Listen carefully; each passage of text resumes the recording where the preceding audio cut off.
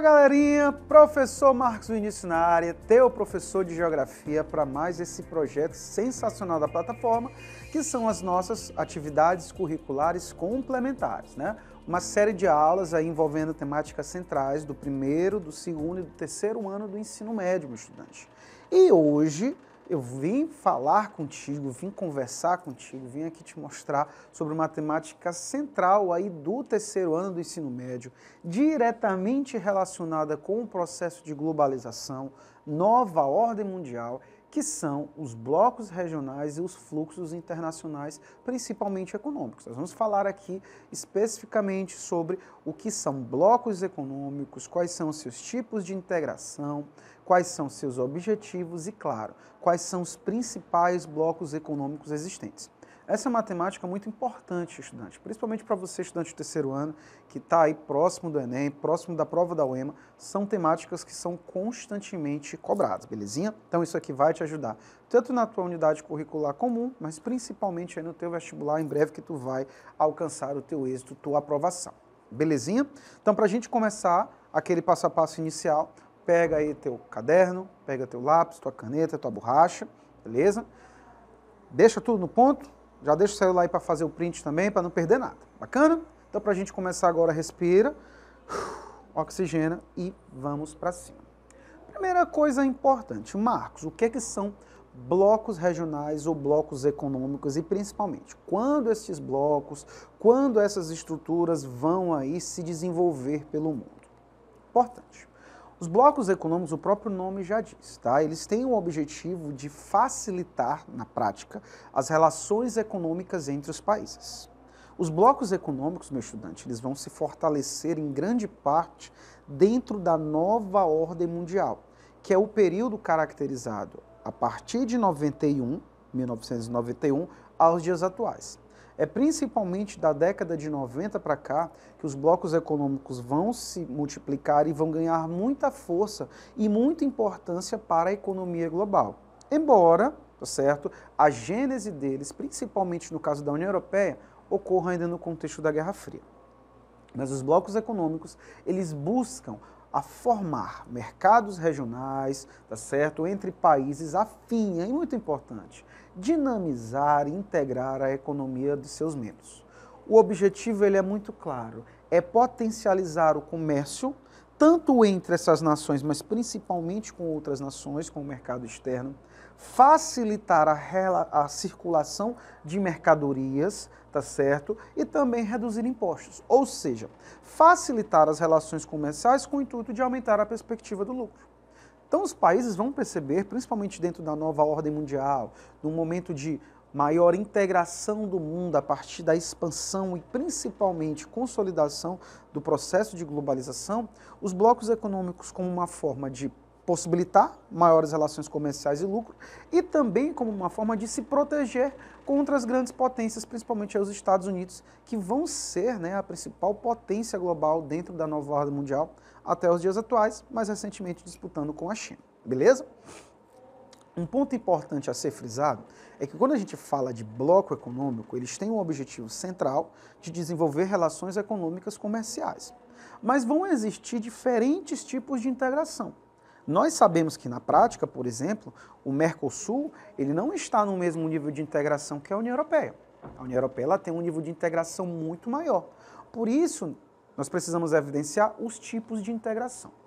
Primeira coisa importante, tomando por base a integração mais simples, a integração mais complexa. Eu tenho basicamente 4 tipos de integração econômica, tá certo? Em relação aos blocos, que são as zonas ou áreas de livre comércio, que são consideradas os tipos de integração mais simples, claramente, puramente econômica. Eu tenho a união aduaneira, que também é uma integração basicamente econômica, ela tem um diferencial que é justamente em relação à tarifa externa comum, mas ainda com um caráter muito econômico. E eu tenho os outros 2 tipos de integração, que já são integrações maiores no aspecto de não apenas econômico, mas também politicamente e até em relação culturalmente, que é o mercado comum e especificamente a União Econômica e Monetária, elemento que só a União Europeia chegou até aqui, tá certo? O que tu precisa lembrar? Tanto a zona como a União Aduaneira, a Zona ou Área de Livre Comércio, são basicamente integrações comerciais, tá? A área de livre comércio, ela visa estabelecer, tá certo, uma liberação gradual de mercadorias entre o grupo de países, tá? Mas com restrições muito claras à circulação de pessoas. Um tipo de integração que a zona ou área de livre comércio representa é o NAFTA, tá? Que hoje é chamado de USMCA. Depois eu vou falar disso contigo com mais calma.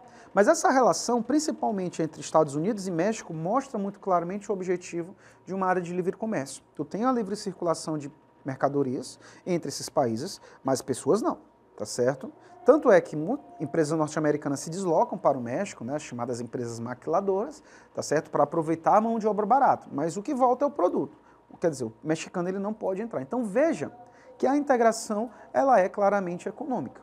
A União Aduaneira, podemos entender ela como uma evolução da área de livre comércio, porque ela também estabelece uma liberação de circulação de mercadorias gradual ou específica, mas estabelece uma taxa externa comum, ou seja, se os países dessa União Aduaneira forem negociar com um país externo, eles vão utilizar a mesma taxa, tá certo, de imposto, com o intuito de aumentar a competitividade entre eles. Um exemplo de União Aduaneira é o Mercosul, tá? O bloco do qual o Brasil faz parte e é um dos seus principais líderes, se não o principal líder, beleza? E os outros dois tipos de integração, tá? É o mercado comum e a União Econômica e Monetária. Esses dois tipos, eles têm um maior nível de integração porque ele não visa apenas uma integração econômica, mas ele visa também uma integração aí política, cultural, né? No caso, na prática, o mercado comum é a integração total, onde tem a circulação de bens, mercadoria, capital e pessoas. Isso é o que a União Europeia basicamente propõe. Mas tu tem uma evolução disso, que é justamente a partir da criação de uma moeda única. Né? Como no caso desse bloco econômico importante, que cria o euro, tu tem a evolução do mercado comum para a União Econômica e Monetária, que tem como característica marcante a integração total, onde tu vai ter a circulação de bens, mercadorias, capital, pessoas, tu vai ter o estabelecimento de leis coletivas e tu tem também nesse pacote, tá certo, uma moeda única dentre esses países, tá? Esse é o maior nível de integração possível atualmente quando falamos de blocos econômicos. Então, se caiu uma questão para ti, analisando os níveis de integração, qual deles apresenta um menor nível de integração econômica, no caso total, é a área de livre comércio. Analisando os níveis de integração econômica propostos pelos blocos, qual aquele que apresenta o maior nível de integração? União Econômica e Monetária. Beleza? Não pode esquecer. Entendendo o objetivo do bloco econômico, entendendo os seus níveis de integração, a gente pode falar agora sobre pontos positivos e negativos, tá?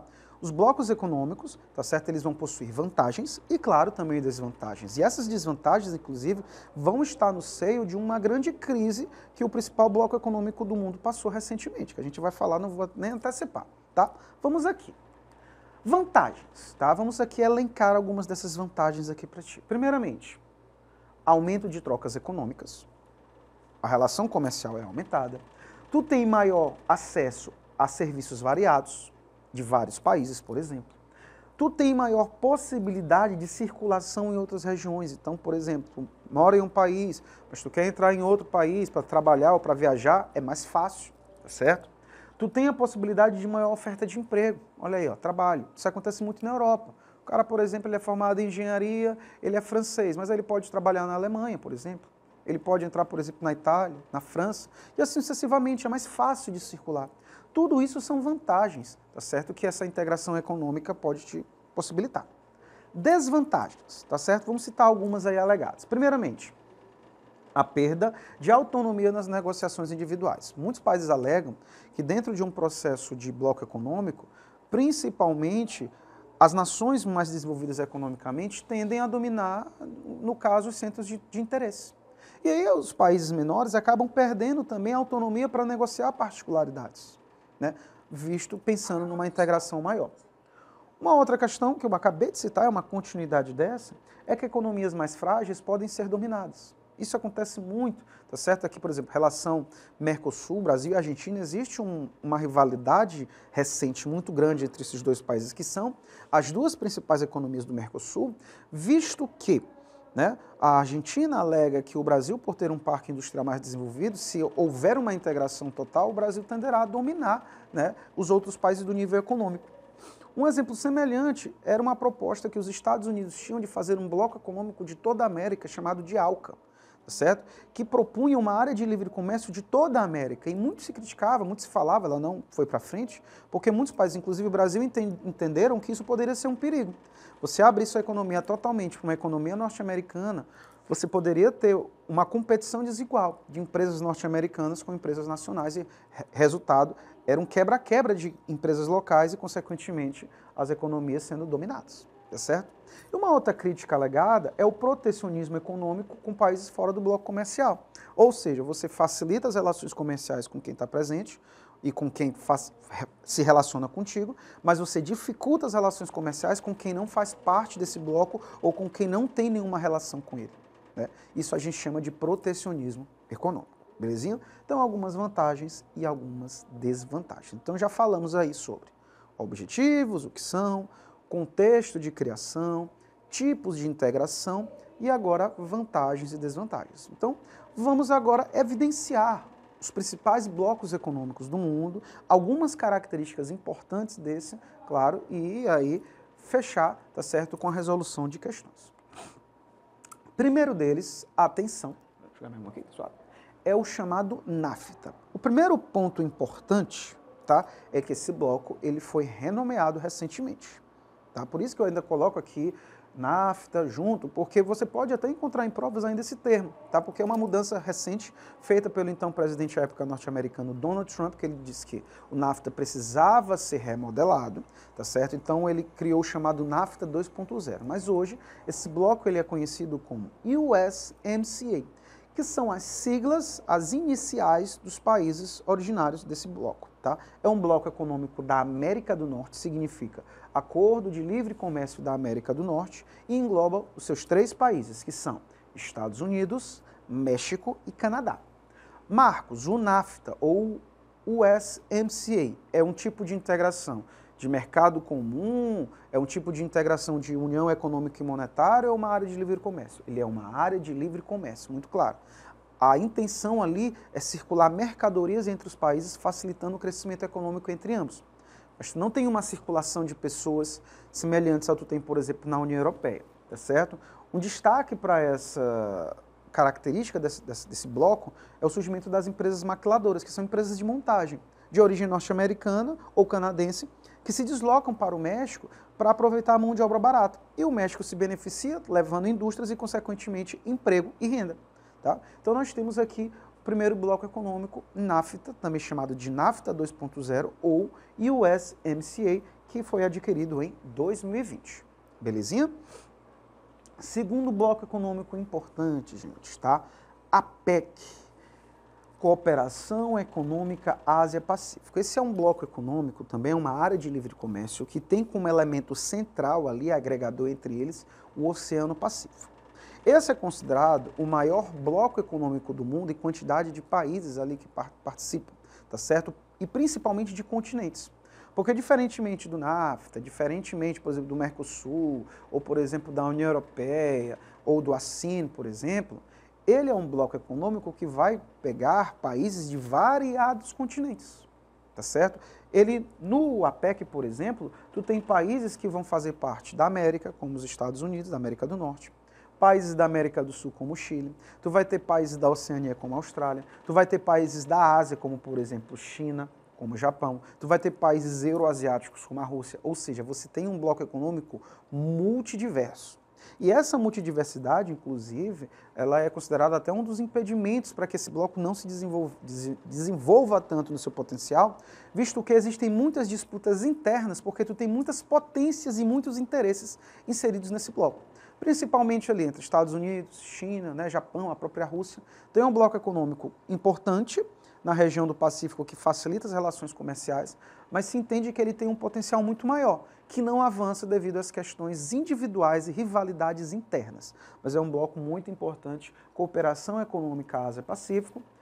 Os integrantes são os países banhados por esse oceano, ele foi criado em 89 e o objetivo dele é uma área de livre comércio, tá certo? e tem destaque porque ele concentra grandes economias envolvidas no mundo e suas disputas. Estados Unidos, China, Japão, Rússia, dentre outros. Beleza? A PEC, não pode esquecer. Próximo bloco econômico, vamos falar da gente. Vamos nos inserir aqui, tá certo? O que é o Mercosul, sigla de Mercado Comum do Sul. Esse é o bloco econômico do qual o Brasil faz parte, é um dos seus principais líderes, tá certo? Se não o principal líder por ser a maior economia, tá certo? Os seus integrantes principais são Brasil, Argentina, Uruguai, Paraguai e a Venezuela. Abre aspas, a Venezuela está suspensa atualmente das reuniões do Mercosul por questões democráticas, ou seja, o não respeito a princípios democráticos existentes nesse país. Curiosidade, a suspensão da Venezuela não é um caso único. O Paraguai também já foi suspenso do Mercosul justamente pelo impeachment do então presidente à época, Fernando Lugo, foi considerado pelo bloco, né, algo não democrático. Então, um dos princípios que norteiam o Mercosul é o respeito à democracia. Tá? Esse bloco econômico ele é muito importante, tá, para os países da América do Sul, principalmente para Brasil e Argentina. Embora Brasil e Argentina, principalmente nos últimos anos, tenham uma relação um pouco tensa devido a questões governamentais, mas esses dois países têm uma relação econômica muito importante. A Argentina é o quarto maior parceiro comercial brasileiro, tá? Só atrás aí de China, Estados Unidos e União Europeia. Então veja que esses países têm uma importância muito grande, né? Tanto o Brasil tem uma importância muito grande para a economia argentina, como a economia argentina tem uma importância muito grande para o Brasil. O Mercosul, ele é uma união aduaneira, tá? Ou seja, ele tem uma área de livre comércio com o estabelecimento de uma taxa externa comum, tá?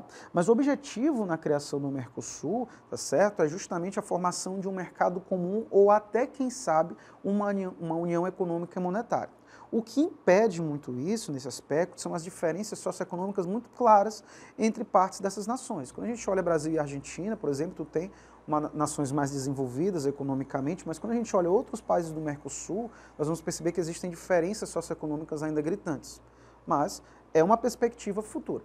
Ele foi criado em 91, tá certo, pelo Tratado de Assunção, e como eu estou te evidenciando, atualmente o Mercosul se destaca pelos atuais conflitos econômicos e políticos entre seus membros, o que vai dificultar suas relações comerciais. E eu chamo a atenção entre Brasil, Argentina, a gente tem a questão da Venezuela também, né, mais recentemente. Então é um bloco que hoje ele tem seus atritos internos, mas tem uma importância, reforço, muito grande para a economia desses países, beleza? E por fim, a gente não pode deixar de falar do principal bloco econômico, tá? Quando se pergunta, rapaz, analisando o contexto de blocos econômicos, qual aquele que tem uma grande importância, considerado ali como principal representatividade? Sem sombra de dúvidas é a União Europeia. Visto que esse bloco ele é uma evolução. Tá? O que nós conhecemos como hoje União Europeia é uma evolução de acordos econômicos e políticos na Europa desde o contexto da Guerra Fria, que vem aí desde o Benelux, tá certo? Passando pela Comunidade do Carvão e do Aço, a CECA. Depois nós vamos ter o embrião da União Europeia, que é a Comunidade dos Estados Europeus, que vai culminar em 1992 na assinatura do Tratado de Maastricht, tá certo? Na criação da União Europeia. É aqui em 92, gente, tá?